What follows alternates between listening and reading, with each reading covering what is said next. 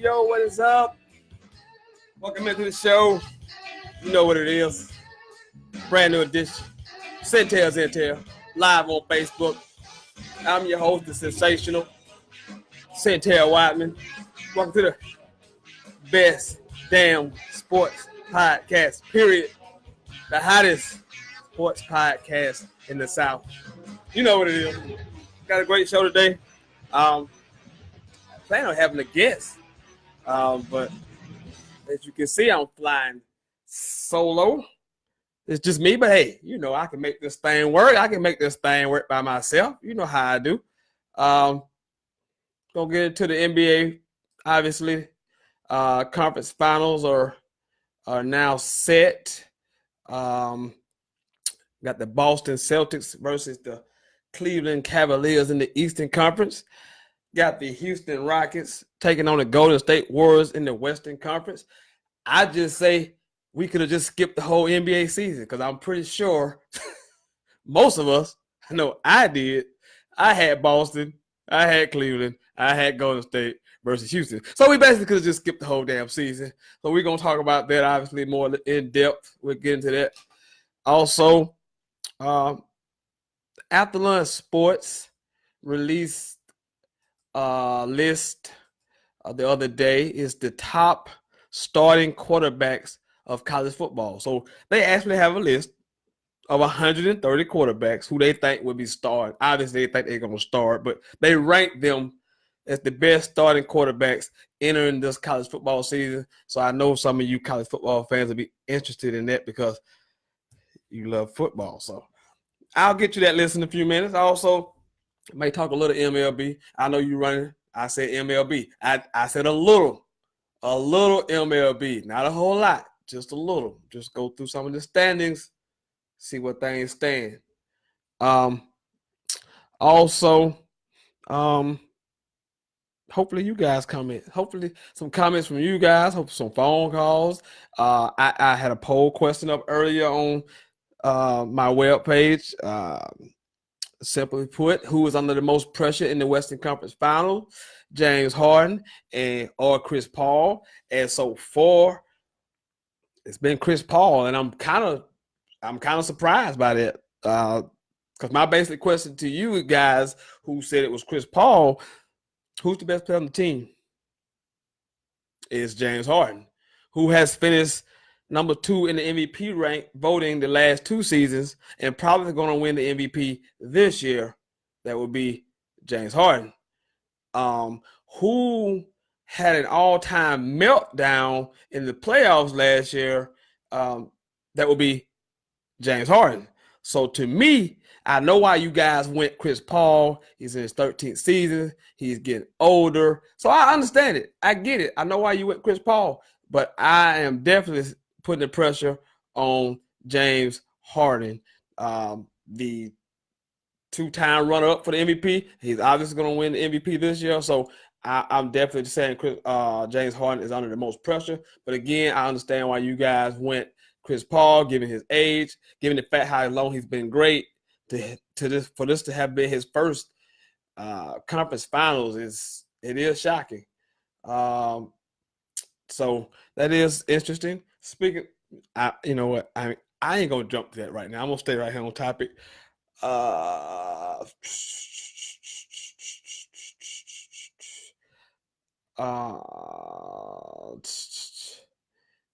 Yeah, I mean, it may be true. Just let me see. I got some stuff going on in here. I'm trying to get to it all. Okay, my Celtics won't get swept. No, they won't get swept. They're too well coached. They are better on the defensive end. I got Cavaliers. I'll say my prediction in a minute, but they won't get swept. They will not get swept. Too well coached, too tough-minded. Just a really good basketball team. They understand their roles, but they won't get swept. Yeah, James Harden, you can say that, but I don't remember Chris Paul being top 2 in the MVP vote in the last couple of years. Not going to win the MVP this year. James Harden clearly the best player on the team. I would say this, because with the Clippers, to me, Blake Griffin should be the best player on the team. 6'8", 6'9". Bigs or swing men should typically be the best player on the team, should lead the team. You never leave it up to a 6-foot point guard to be the guy who should carry the load. So I don't put a lot of onus on Chris Paul, because a lot of those series, Chris Paul actually played well. I thought Blake Griffin came up short. So in this series, though, I think that James Harden is definitely under the most pressure. That's just me, though. That's just me. Let's get into the bracket. Let's get into it, though. Numbers wise, let's get into both of these series. You guys welcome to chime in right here on the comment stream, or you can call in 864-378-5943, 864-378-5943. Lines already open, because I want y'all input. I want y'all input as much as I'm giving my input on the NBA Conference Finals. So love to hear from you guys. 864-378-5943. Let's get deeper into it. Analytics, if you want to call it, so on and so forth. Cleveland, I'll start with the Eastern Conference since it begins on Sunday.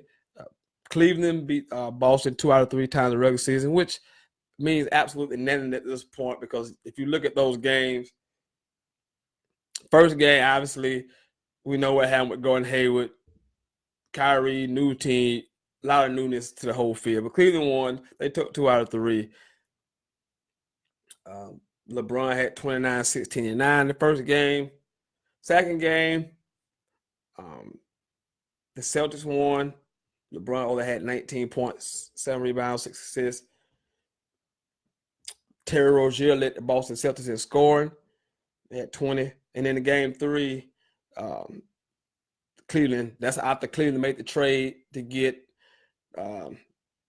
Hood and Clarkston and George Hill. Right after that trade, they blew the doors off Boston. LeBron had 24, 8 rebounds, 10 assists, and a complete wipeout. But again, you can just strap all of that. I mean, so much has changed since then. There's no Kyrie.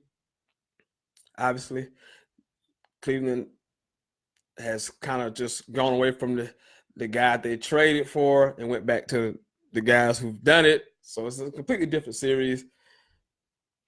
Boston, like I said, I love Brad Stevens. I'm just a Brad Stevens guy. I think he's getting way more out of these guys than he probably should be getting out of these guys, but this is nothing new. In college, coached at Butler, took the guys to 2 Final Fours, 2 championship games, and this is why he's such a great coach, because at Butler, he never had those McDonald's All-Americans or those types of caliber players.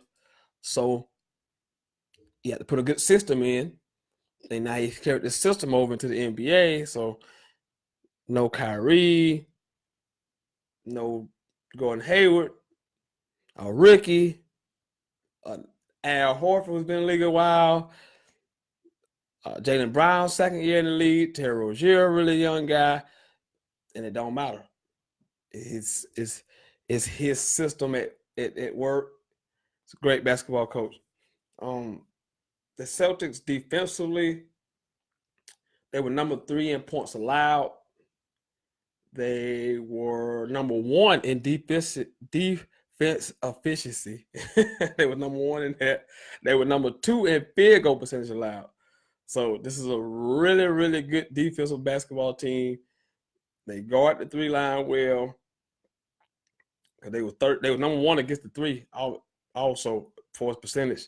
So good team.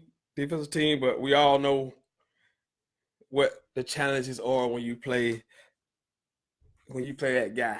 When you play that guy, the guy, you know that guy born in December, born December 3rd, 1984.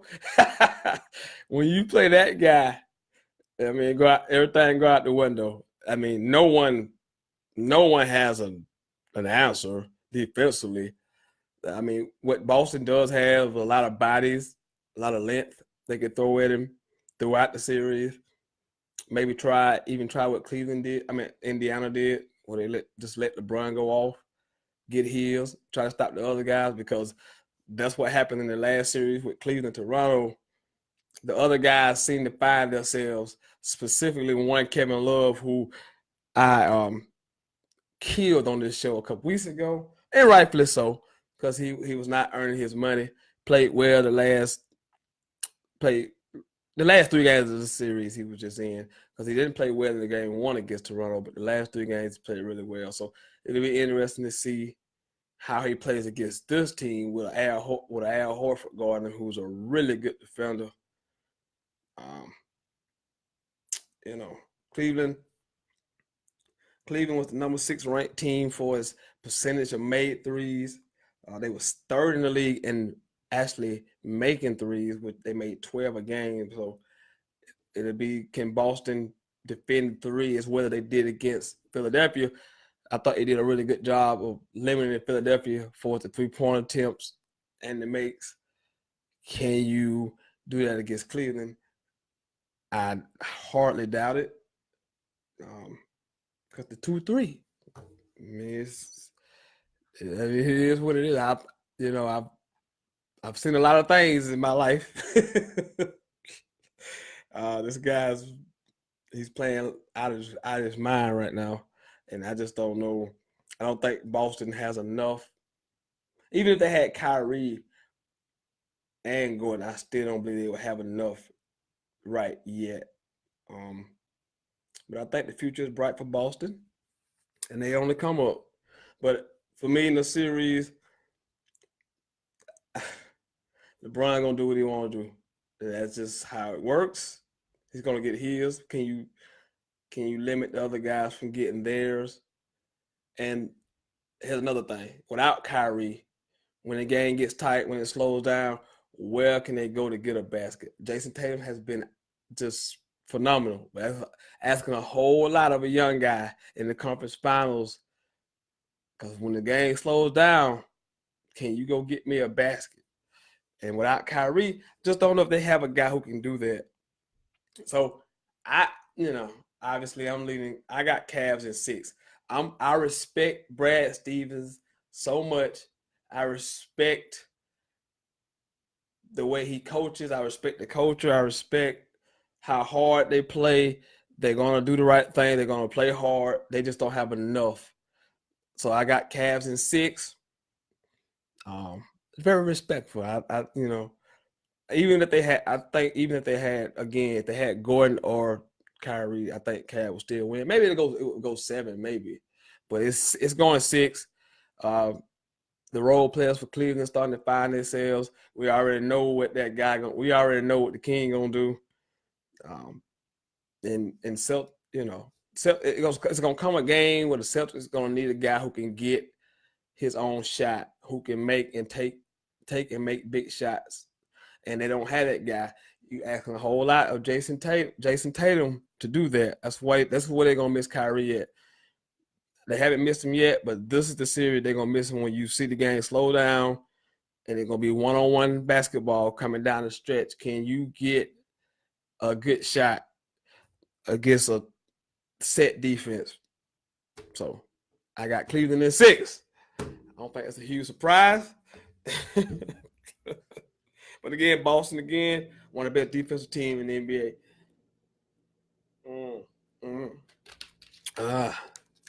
You want to comment, call in 864-378-5943. 864-378-5943. Talking NBA Conference Finals. I just gave my prediction for the Eastern Conference Finals. I have Cleveland in 6. I think the experience of Cleveland, too much LeBron. Boston is going to be counting on Jason Tatum, Jaylen Brown. That's a lot to ask of a first and second year player, and Al Horford really to try to carry you offensively. I just don't like that. I don't like that matchup for them. Now, but again, we could have skipped the whole NBA season because I think most of us had Boston and Cleveland in the Eastern Conference Finals, and most of us had Golden State and Houston in the Western Conference Finals. No, I just missed something. I think it's what? All right, moving on to the Western Conference Finals. It's Houston defeated Golden State 2 out of 3 times this year, so they took the regular season, whatever that's worth. In game 1, which was opening night, Houston beat Golden State 122-121. James Harden had 27 points, 11 assists. Game 2, which was in Houston, the Warriors win 124-114. Steph Curry had 29 points. And in game 3, which is also in Houston, Chris Paul goes for 33 points. They win 116-108. So for what it's worth, Houston has beat Golden State 2 out of 3 times this year. For what it's worth. Let me just say it ain't worth a damn. Because I'm telling you right now, I hope I'm wrong, but you can't. Houston is going to try to outscore Golden State, and it just won't work. It just won't work. It just won't work. They're not going to.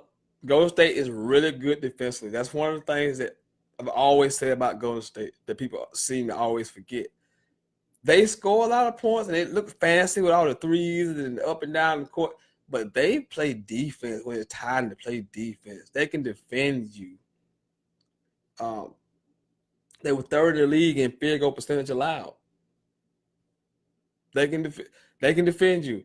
You don't believe that, DeMarcus Banks. You don't believe that. You want to believe that. I know why you want Houston to win. It's an ulterior motive why you want Houston to win. I'll get to you in a few minutes because I know why you want Houston to win. It ain't gonna happen unless Steph Curry get hurt during the series. If Steph Curry is hurt, if healthy, that's not a team. That's not a team in the NBA who can beat Golden State. That's just period, point blank. I've said this. I've said this at the beginning of the season. As long as Steph Curry is healthy, there's not a team in the NBA who can beat Golden State. And it's not just because I just mentioned not offensively, it's on the defensive end. They can defend you. Klay Thompson is one of the better perimeter defensive players in the league. We know what Draymond Green represents for defensively. JaVale McGee plays good defense when he's out there on the floor. He's a good rim protector. Kevin Durant is long, obviously. Steph doesn't play good on the ball, but he's really good off. He makes some good plays. He gets in the passing lane. You look at the Rockets, they too much isolation. It just won't work against a good team. It's almost similar to OKC when they had Russell and KD. It's almost like they take turns down the court running ISO, and it doesn't work against really good teams. It just doesn't work. Now, what they have is home court advantage, which means I'm not gonna poo-poo it. It means something, but I can't see it. I just can't see it. Yeah, but. You count on Eric Gordon to be doing that in the playoffs. I mean, I know what he does in the regular season, but when these games matter, when they get tight, do you count on a Ryan Anderson to knock out a shot? A Trevor Ariza, a Maya Butte, and Eric Gordon we just spoke of. I mean, when the game gets really tight and you need a basket outside of James Harden, where you go, because Chris Paul is not really known as a scorer, and he can look for a shot, but in order for the Rockets to win this series, James Harden has to go for at least 30 every game.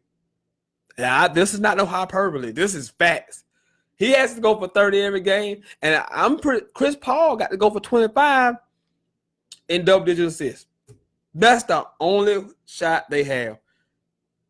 If James Harden, which he's known to do, 7 of 22, 9 of 23, 8 of 24, he cannot play like that and have any chance of beating this team. Any chance. He has to be 30 plus a night. Chris Paul needs to up his scoring. He needs to be 25 double-digit assists. That's the only shot they have. And even with that, even if they did that, they may only still win one game in this series. And like I say, I hope that I'm wrong. But this style of trying to run and gun with Golden State, that's not the style to beat them. That is the recipe for disaster. That is exactly what happened to Cleveland last year. They went and got all those shooters, tried to spread the floor, and tried to run with Golden State. And then what happened? They got ran off the floor.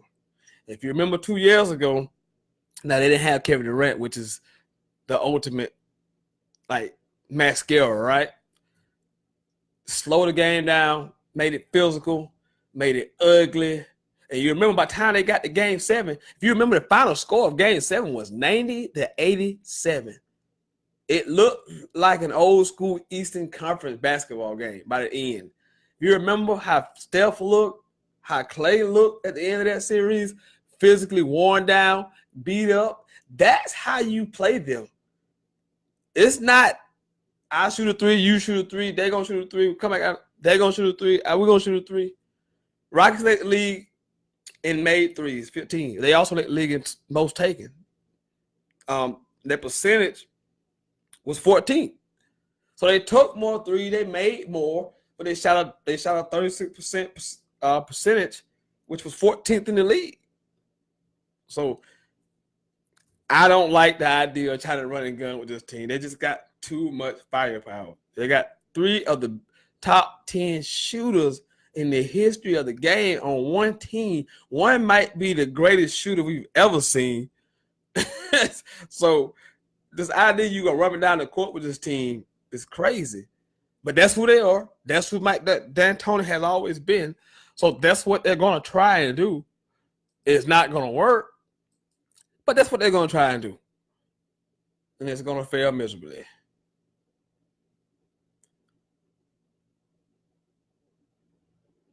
Man, listen. I don't see it like that because Paul is not the scorer that Curry is. So yeah, you might be right in the sense that Harden and Durant can cancel each other out. But you asking Paul to do something he's not normally doing, which is being up in the 25, 26, 27 point per game range. That's not who he is. That's Steph Curry. Steph has averaged 30 points in the season. He's averaged 28, 29 points. Chris Paul ain't never been a 26, 27 point scorer. So that's why I say that can't cancel each other out. You saying Thompson and Gordon, but what about Draymond Green? What about Golden State's bench? I mean, they play better defense. They play better defense than the Rockets. They are significantly better defensive team than the Rockets are. Now, the Rockets was number 6 in defensive efficiency in the regular season, which was good. 6 fewest points allowed, which is good. But they don't. I know I can hang my hat on Golden State getting stops. I can't hang my hat on Houston getting stops. I can't hang my hat on Chris Paul averaging 25 points a game this series, which he without question has to do. I can't hang my hat on James Harden because I haven't seen it yet. I've seen him whipped.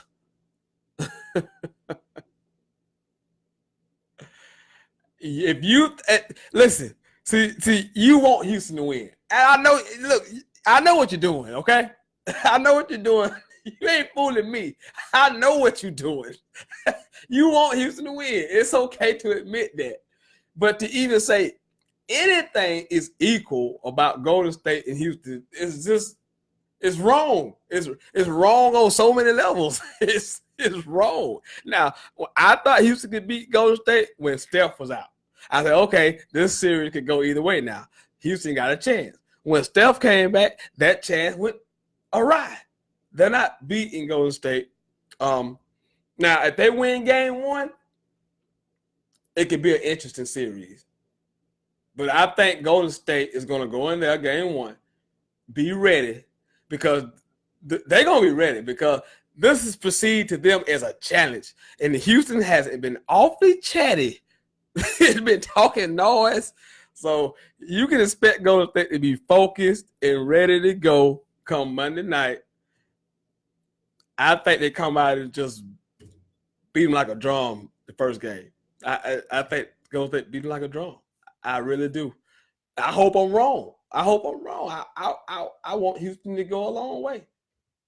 I just can't see it. Running up and down the court, trying to outshoot them, outgun them is not the way you beat Golden State. That's not how you beat them.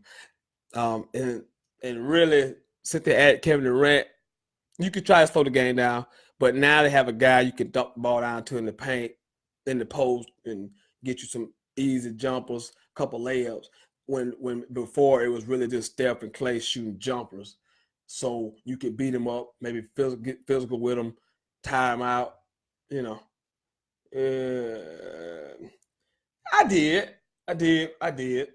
But again, if Philadelphia had Carson Wentz, I probably would have picked Philadelphia. So if you want to make that, because I did pick the Patriots, I'm sure the whole damn world picked the damn Patriots. Just like the whole damn world probably picked. Well, no, the whole world probably picking the damn Golden State Warriors. You be wrong. I'll be wrong with that. I'm a man who, I can admit when I'm wrong. I don't mind getting the answer wrong, or making predictions that's not right. That's part of the makeup of the profession. But I'm not shocked. Will I shock the Patriots that Philadelphia beat the Patriots? No, I'm not shocked. I was shocked Nick Foles played so well. But I'm gonna say something in the beginning of the NFL season. I may say it before the start of the season about the Patriots, and it's gonna be like CNN headline news because it's coming. He said the whole world. So, are you referring to the Patriots and the Eagles again? I mean, listen. I've seen the Patriots since 2001 have won 5 Super Bowls, have been to 8. So if I lose, make a prediction with Nick Foles as your starting quarterback, I can live with that. Make Nick Foles make me out to be a fool before I bet money against Tom Brady with Nick Foles. Okay, well, I'm not okay. I'm okay with that. So you can get out of here with that. Hey, that's one prediction I got wrong, but I've been pretty good with this thing so far. Hey, it's okay. I make a lot of predictions. I say a lot of things. I'm going to get some right. I'm going to get some wrong. I can live with that. I'm a man who can live with that. I'm also a man who can change his stance on certain things. I don't take a position, and then once I'm presented with further evidence of the contrary, I don't just stick with it. Like certain people have a certain knock on a player or a team, and they can say something about this player 10 years ago, 15 years ago, 5 years ago, and then they can see things change, but they'll stay with the same thought process just because they don't want to look wrong or foolish. It's okay. You're gonna be wrong sometimes. You're gonna be wrong, but it's okay to change your position. It's okay. Some people like the LeBron haters. They fall in that same group. They made it. They decided something a long time ago about this man, and they just stuck with it. So no matter what he does or what they see right in front of their faces to be true, their position has already been established, so that they can't go back on it. They have to stick with what they've said for a decade. It's like that one guy, Skip Bayless. that's the Skip Bayless syndrome. He said somebody died 13 years ago, and it happened once, but since that moment, it's been nothing but greatness. Nothing but greatness. But he can't come off the position because he made a lot of money that way, for one. And he don't want to look foolish or admit he was wrong. It's okay. It's okay to admit when you're wrong. I know when I'm wrong. I can admit when I'm wrong. So, getting back to the series, before I go off on a rant, because I can do that in like a split second, just go off on a rant. Getting back to that Golden State Houston series. Houston led the league in wins.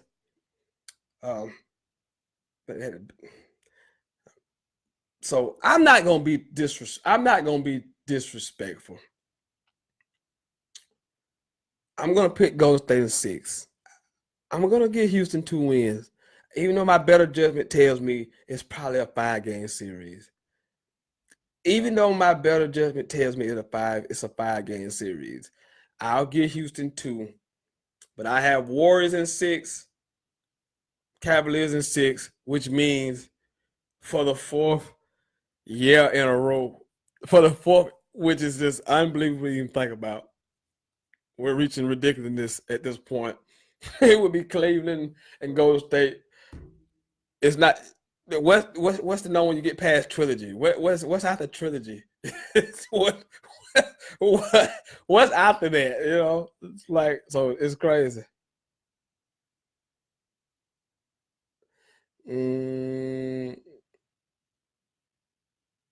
Yeah, I'm diehard in everything. But I feel you. I respect that, Brunson. So Eagles. I mean, you Eagle fans got me talking about the Eagles. I'm talking about basketball. So I got Cavs in 6. Golden State in 6. Lines are open if you want to give your comment about the Eastern Conference Finals or the Western Conference Finals. 864-378-5943. 864-378-5943. Talking NBA Conference Finals.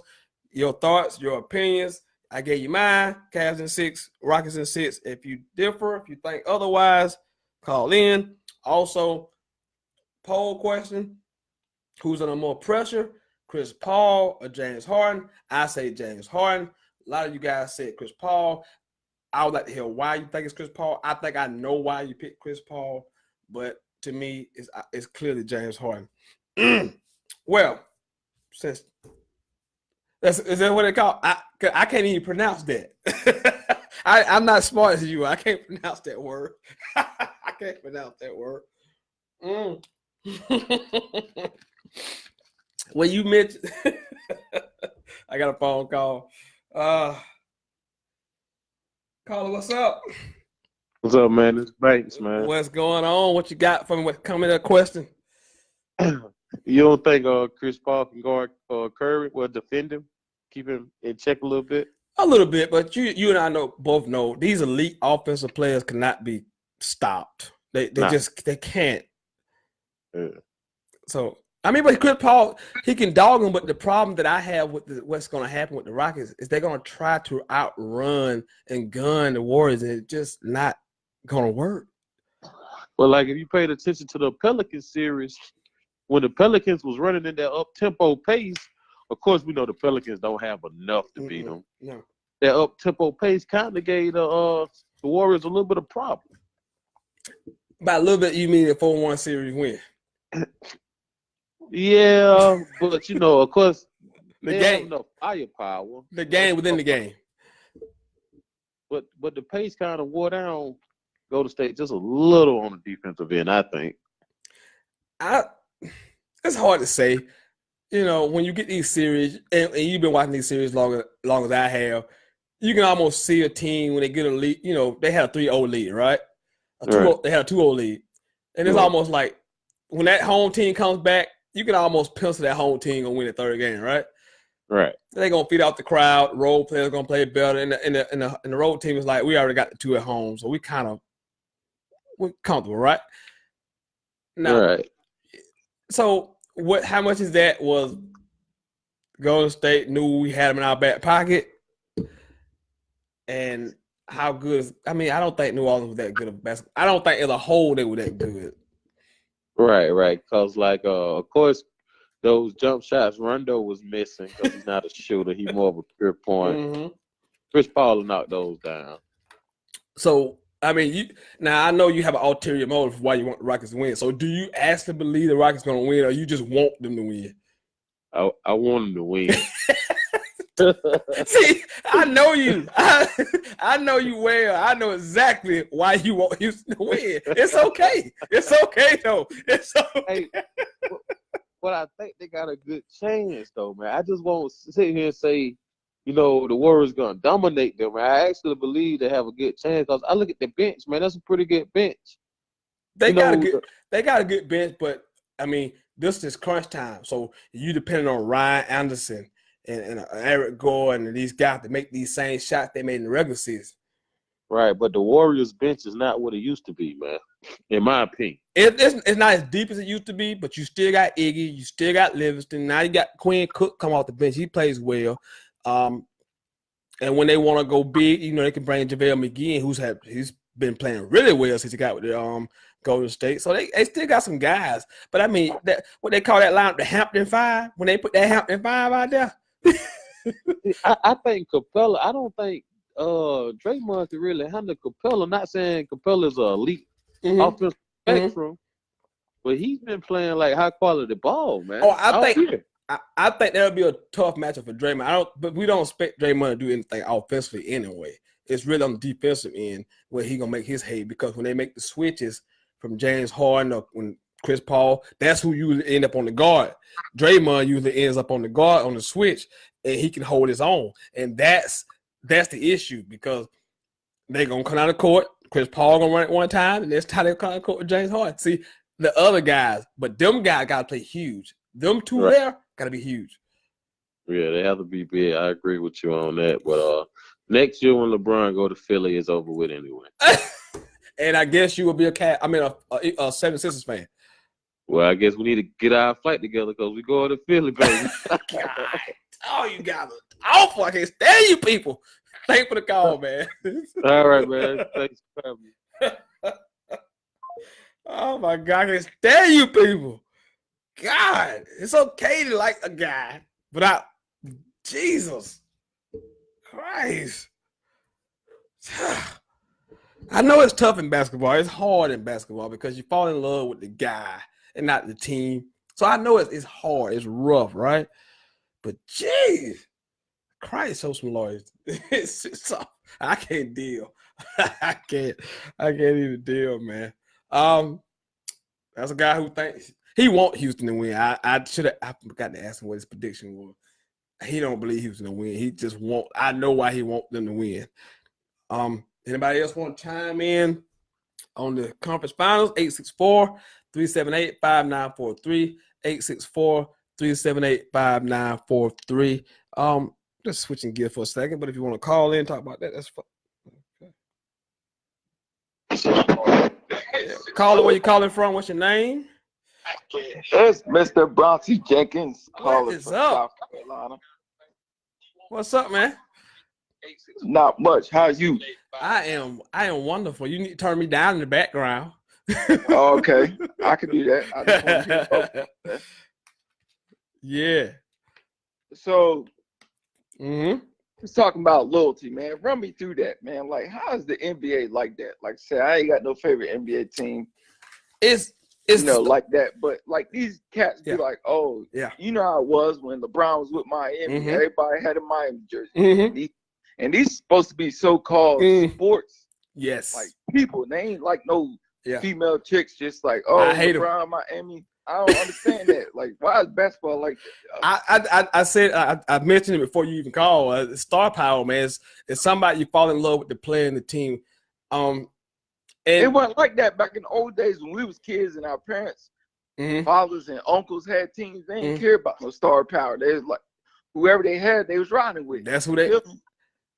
I'm with you. Look, man, I'm old school to the core. I'm diehard every team I like. I can't stand on people who have two teams, people who change team every week. I can't stand them. You know, but they exist. So we have to deal with them. So understand, especially when we all grew up for the most part with our, our siblings or cousins, older people. They had one team. I don't know what I guess that's trending right now. I don't know. It's some of it generational, but I can't really say anything because some of these guys my age. So it's like, how did this happen? But I mean, I just hate when you go we. If a guy move, I don't have a problem with you rooting for that guy.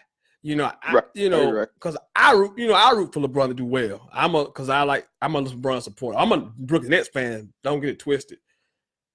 But I hate when when you were just with Miami last week, and then no, not we. Just say you like LeBron. It's okay to say I like LeBron. I root for LeBron. It's okay to say that. It's okay to say that. But when we argue about our teams in a circle, don't go, we got championships. No, don't say that. Just leave it at what it was. Don't come around me talking about, well, we won. No, you didn't win nothing. Right. But I would hear that every now and then, but like you said, like the trend is crazy now. It's like nobody can disrespect the fact that they like the player. Like you said, it's all like we. Like, wait a minute. When he was in Miami, I ain't hear nothing but no Cleveland Cavaliers. Which is it, yo? Which is it?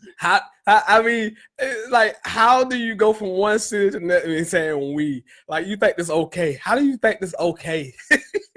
Right, like people don't know who you was following before.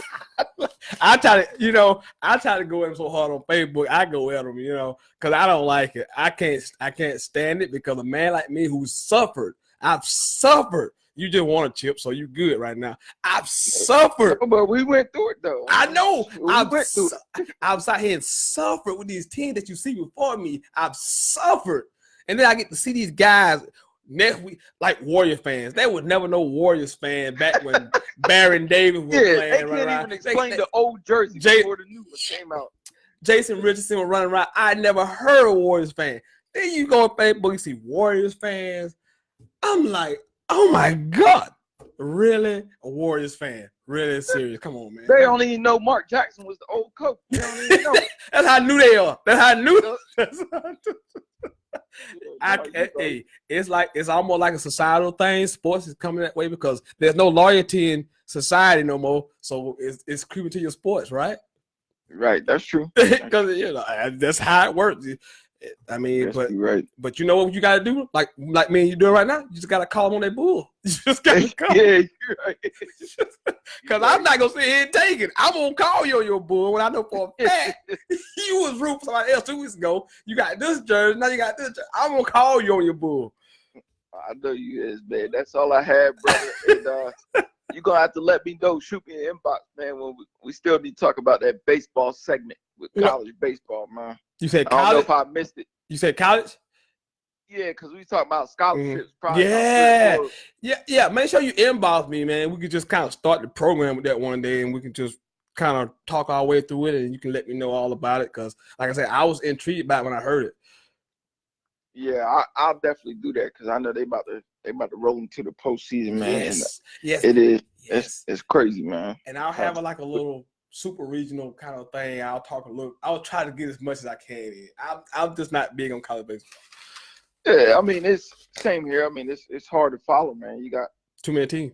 Yeah, too many teams, and it's not really televised. Besides a little bit of ACC and SEC and Big Ten because they got the network. Mm-hmm. But, I'm kind of the same way. I'll start paying attention at least once I hit that super regional type of deal. But nonetheless, man, I still want to hear your thoughts on all that. But I'll let you go, man. Finish that show up. All right, home. Well, appreciate the call. Yes, sir. Hey, man, it's like the song. It's like Chris Brown said. These ain't loyal, man. These fans ain't loyal. They're not. They're not like me. I know they're not like me. That's for sure. Because I'm riding and dying, easily. Cause easy to switch teams, man. I get it. Easy to run to a good thing. Man, you gotta have loyalty, man. Gotta suffer. Go through some things. Can't always be fun to be on top when your team is already on top. 864-378-5943. 864-378-5943. Talking NBA Conference Finals. If you want to call in and talk about that, I'm gonna move on for just a split second. I said I was gonna talk a little baseball. It's a little, so don't go nowhere. It's just a little bit. Don't run. I'm just gonna do the standings. Start with the American League first. The highest team in baseball. Damn Yankees. Yankees lead the American League East 26-10. They are higher than fifth Greece right now. They've won 9 of the last 10, 16-5 at home. They've been outstanding. Red Sox are in second place, 25-11. So they're only a game back, even though the Yankees are playing outstanding. The Red Sox hold 1 game back. Let's move to the AL Central. The Cleveland Indians lead the division at 18-18. This has to be one of the worst divisions in baseball. The leader is 18-18. The Indians. AL West, the defending, reigning world champions, 24-15. Houston Astros, and followed by them is the Anaheim Angels, 22-14, having a really good season. Justin Upton, Abbott Pujols, and the Ohtani, and of course, you got one of the best players in the damn league in Mike Trout. So Angels looking good. In the NL East. In the NL East. Who leads the NL East in Major League Baseball? This team right here leads the NL East in baseball. Yeah. 21-14. Atlanta Braves lead the NL East. They're basically tied with the Philadelphia Phillies for the top spot, but the Braves have one less loss. The loss calling the only one that counts in this scenario anyway. NL Central, the Cardinals lead the Brewers by half a game, and in the NL West, the Arizona Diamondbacks lead the division, and surprisingly, the Dodgers are 16-20. Corey Seager is out for the season. He had Tommy John surgery, so Dodgers are struggling. Bunch of injuries. So that is your MLB standings at the very moment. Again, who's in first place in that NL East? Those guys. Hell, in first place in that NL East. Hey.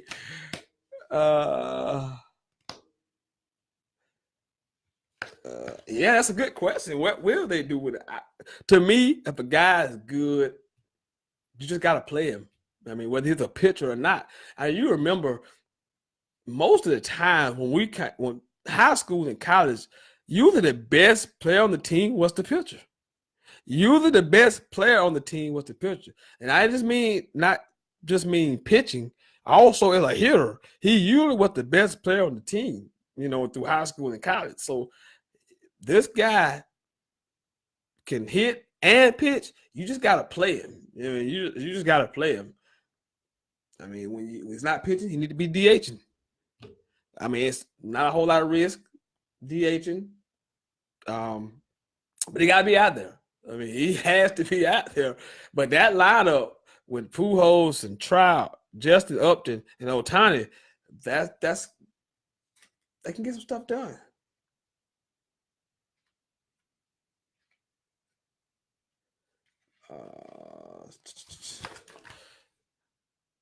I can't see that. Oh, I can't see that. I'm trying to see. I can't see it. But anyway, those are your MLB standings. Again, who leads the NL East? These guys right here. And if you haven't seen my young Braves, you need to tune in. Oh, they make it exciting again. Oh, I had lost all hope to Acuna, and Ivy showed up. Oh, they make games so much fun to watch. It's good to have one of the better players in the league on your team. Finally, Jesus Christ. 864-378-5943 right here on the best damn sports podcast, period. The hottest sports podcast in the South, Sentell. Talking conference finals, NBA, obviously. Also, it's a game 7 in hockey tonight. Don't run away. Just going to mention this game 7 in hockey. So game 7, the Winnipeg Jets taking on the Nashville Predators for a right to go to the Western Conference Finals. Both teams have won twice on the other team's floor ice. So should be an interesting night. Game 7, Jets, Predators for the right to go to the Western Conference Finals. Eastern Conference Finals already set. My Washington Capitals take on Tampa Bay Lightning. So There you go. There's your hockey. Now, I was going to get to this after lunch sports list of the number of the top starting quarterbacks entering college football this season. Batista, but he's played the last. Somebody asked about Jose Batista. He's on the team. He's played the last 5. He came up when we played the Giants. We lost 3 straight, and then the last series. So he's been playing. He haven't swung the bat well. So hopefully he gets going soon. If not, need to go ahead and trade for Manny Machado. Just putting that out there.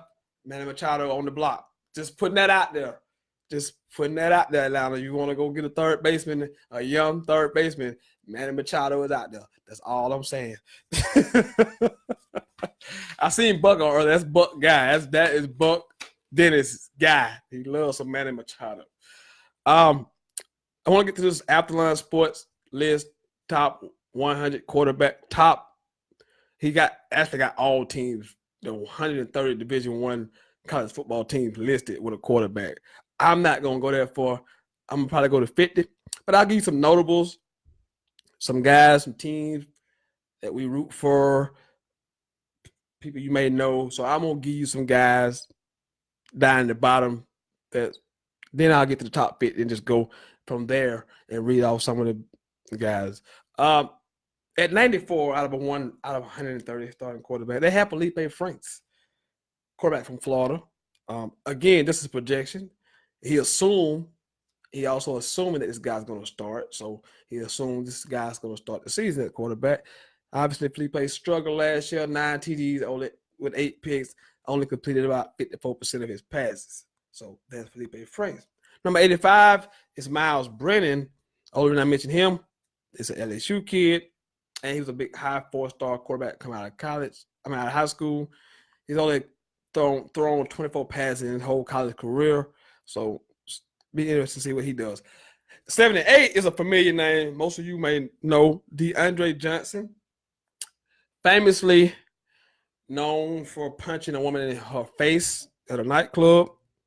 Then he starred on the Netflix series Last Chance U, and now he's at FAU. Most people thought he was going to be the starter last year, but had some blood clotting issues, so he only played 1 game all season.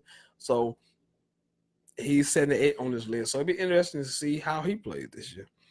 I got 2 teams that are replacing quarterbacks, replacing really, really, really good quarterbacks. OK State got to replace Mason Rudolph. At 77, they got their quarterback. I'm not going to even go through his name because he hasn't done anything. 76, Memphis got to replace Riley Ferguson. It's a big deal. At 72 is Keller Chris. Now, he's at Tennessee now. He transferred from Stanford. Had his moments at Stanford. Played well. I think it's a good pickup for Tennessee. At 67 is JT Daniels, USC. Obviously replacing Sam Darnold. Huge deal. At 63 is Jawan Pass, Louisville. Obviously replacing Lamar Jackson. So those are the notables outside of the top 50. So I'll work my way through this list. I'm not going to go through every quarterback. If you want to know about a quarterback, just comment right there and you let me know which guy you would know where he's ranked at. Let's see. At 50 is Ty Ganji, Nevada. Why did they do this to me? At number 49 is Ben Hicks, SMU. At number 48 is Caleb Evans, ULM. Kelly Bryant. I know somebody would ask that question. Didn't take long. He is number 20 on this list.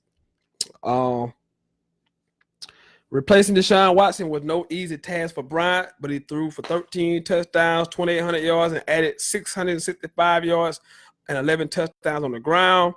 With sophomore Hunter Johnson and 5-star Trevor Lawrence pushing for snaps, there's no guarantee Bryant starts all year for Clemson in 2018, Both Johnson and Lawrence are better passers than Bryant, which is an area for the Tigers to improve upon after connecting on just 4 passes of 40 or more yards in ACC games in 2017. Again, this is not mine. This is Affluent Sports because I don't agree with none of that. So that's Affluent Sports. That's not my thoughts. I did not say that. I don't agree. I don't agree with most of that at all. I was at 49. Ben Hicks, SMU. 48 was Caleb Evans, ULM, University of Louisiana Monroe. Number 47, Tyree Jackson, Buffalo. Number 46 is Gus Ragland, Miami, Ohio.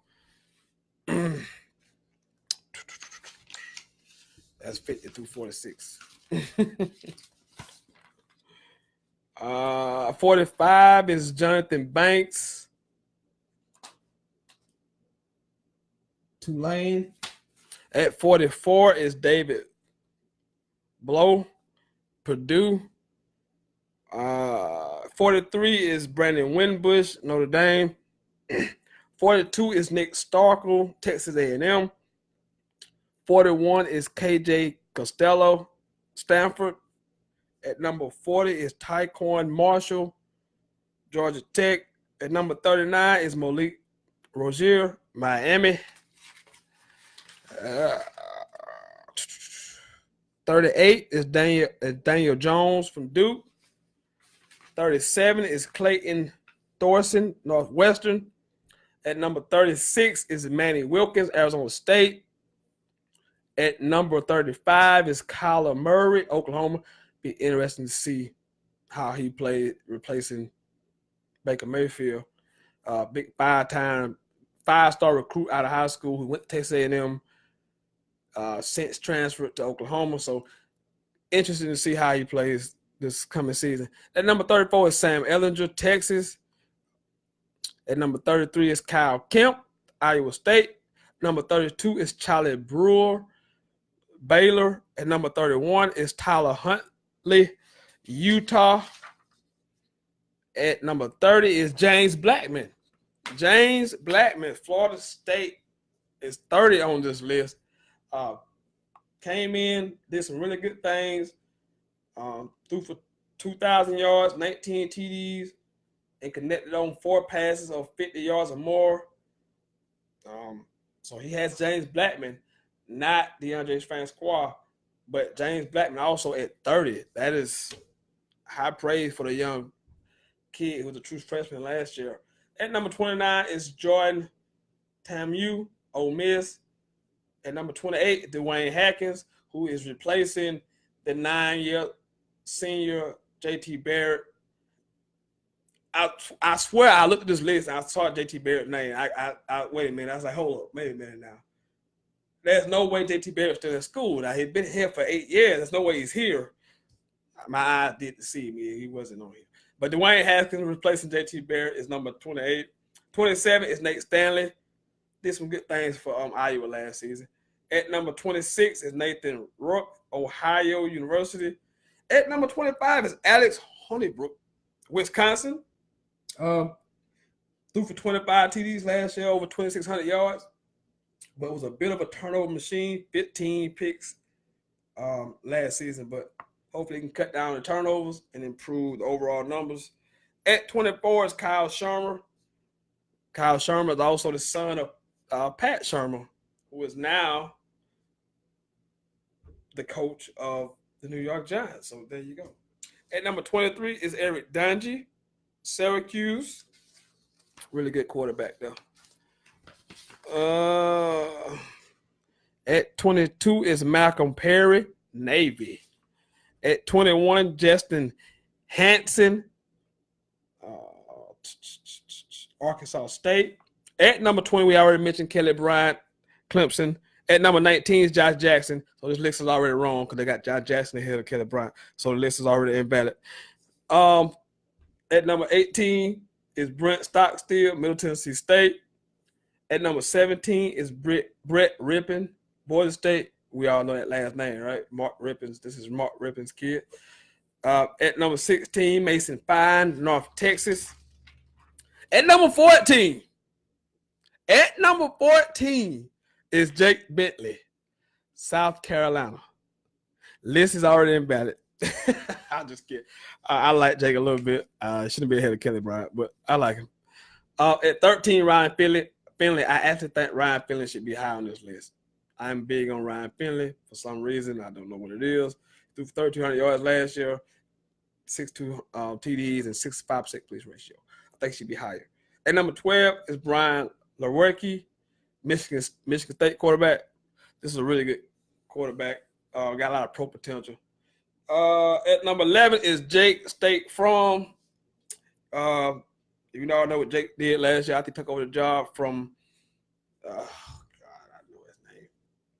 What's his name? Jacob Eason. After Jake Fromm took the job from Jacob Eason, we know what he did. Took Georgia all the way to the national championship game. It was one defensive possession from actually winning the national championship game.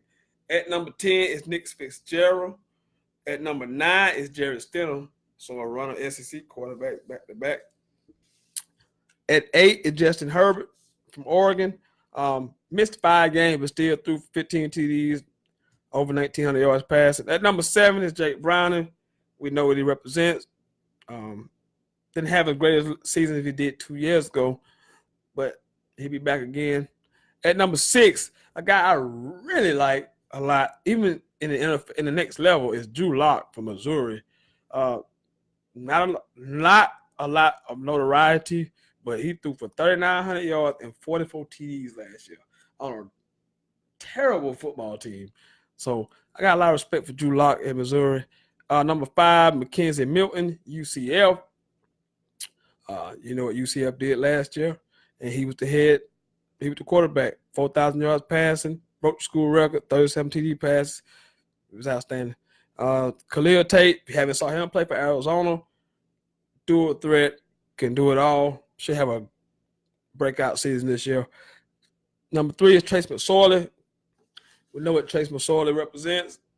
Been really good the last couple of years. No Saquon Barkley this year, so we shall see how well he plays. And number 2 is Tua Tagovailoa.